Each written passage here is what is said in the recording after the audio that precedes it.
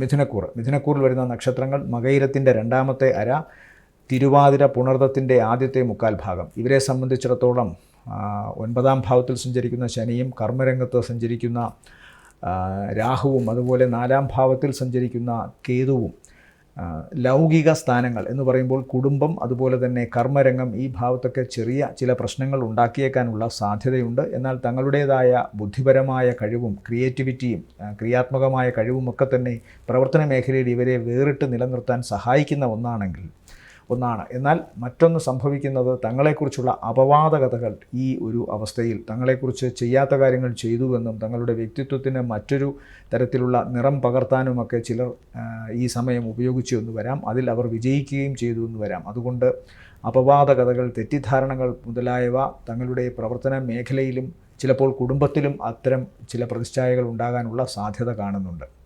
അതുകൊണ്ട് അങ്ങേ അറ്റം കൃത്യതയോടുകൂടി ഓരോ കാര്യവും ചെയ്യുക. തങ്ങളുടെ മേൽ സംശയത്തിൻ്റെ ഒരു കണ്ണ് വീഴ്ത്താതെ വരുത്താൻ നോക്കുന്നത് ആണ് ഈ സമയത്ത് ഈ നക്ഷത്രത്തിൽപ്പെട്ടവരുടെ പ്രത്യേകമായ ചുമതല. അതല്ല എങ്കിൽ ചെറിയ ചില തെറ്റുകൾ പോലും വലിയ മോശപ്പെട്ട അവസ്ഥകളായി ചിത്രീകരിക്കാൻ മറ്റുള്ളവർ ശ്രമിക്കുകയും അതിൽ ഭാഗികമായെങ്കിലും അവർ വിജയിക്കുകയും ചെയ്തേക്കാം. അതുകൊണ്ട് ശ്രദ്ധിക്കേണ്ട ഒന്നാണ്. അതുപോലെ അണുബാധ ശരീരത്തെ ബാധിക്കാം. വിഷമുള്ള വസ്തുക്കളിൽ നിന്നോ ജീവികളിൽ നിന്നോ ഒക്കെ അണുബാധ ശരീരത്തിൽ ഉണ്ടാകാനുള്ള സാധ്യതയുണ്ട്. അലർജി അസുഖങ്ങൾ ഉണ്ടാകാം. ജലജന്യമായ രോഗങ്ങൾ, ജലത്തിൽ നിന്നോ അല്ലെങ്കിൽ മറ്റേതെങ്കിലും തരത്തിലുള്ള ദ്രാവക രൂപത്തിലുള്ള വസ്തുക്കളിൽ നിന്നോ ഭക്ഷ്യവിഷം ഇവരിൽ ബാധിക്കാനുള്ള സാധ്യത കാണുന്നുണ്ട്. സാധാരണ നിലയിൽ ഇതിനെ അലർജി അസുഖങ്ങൾ എന്നാണ് പറയുക. പ്രത്യേകിച്ചും രാഹുകേതുക്കളുടെ സമന്വയം മൂലം ഉണ്ടാകുന്ന അസുഖങ്ങളെല്ലാം തന്നെ ഇൻഫെക്ഷൻ രൂപത്തിലോ അല്ലെങ്കിൽ മറ്റേതെങ്കിലും തരത്തിലുള്ള അലർജി സംബന്ധമായ അസുഖത്തിലോ ആണ് സംഭവിക്കുക. അത് പ്രത്യേകം ശ്രദ്ധിക്കുക. ത്വക്ക് രോഗത്തിനും സാധ്യതയുണ്ട്. സാമ്പത്തികമായിട്ട് ഇവർക്ക് വളരെ ഗുണം കാണുന്നു. പ്രത്യേകിച്ചും വിദേശത്തു നിന്ന് ധനസഹായം വരാം. തങ്ങളുടെ പ്രവർത്തന മേഖലയിൽ വിദേശ സംബന്ധമായ ഏതെങ്കിലും തരത്തിലുള്ള ബന്ധമുണ്ടാവാം.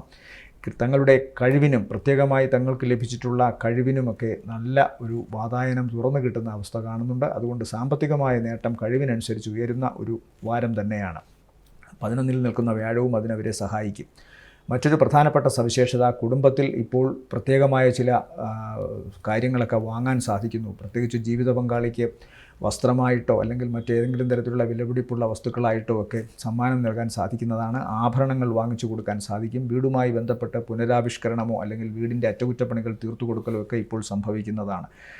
വളരെ സ്പീഡ് കുറച്ച് വേണം ഓരോ കാര്യങ്ങളും ചെയ്യുവാൻ, പ്രത്യേകിച്ച് വാഹനം ഓടിക്കുവാൻ. കാരണം അപകട സാധ്യതയും കാണുന്നുണ്ട്. ശരീരത്തിൽ മുറിവോ മറ്റെന്തെങ്കിലും തരത്തിലുള്ള പൊള്ളലോ ഒക്കെ ഉണ്ടാകാനുള്ള സാധ്യതയുണ്ട്. അതുകൊണ്ട് ഓരോ കാര്യവും വളരെ ശ്രദ്ധയോടുകൂടി ചെയ്യുക. തങ്ങളുടെ വാക്കും വളരെ സൂക്ഷിക്കുക. സ്വന്തം വാക്ക് തന്നെ ചിലപ്പോൾ കുടുംബത്തിലും തൊഴിലിടത്തിലുമൊക്കെ ഏതെങ്കിലും തരത്തിൽ ശത്രുവായി മാറാനുള്ള സാധ്യതയുമുണ്ട്.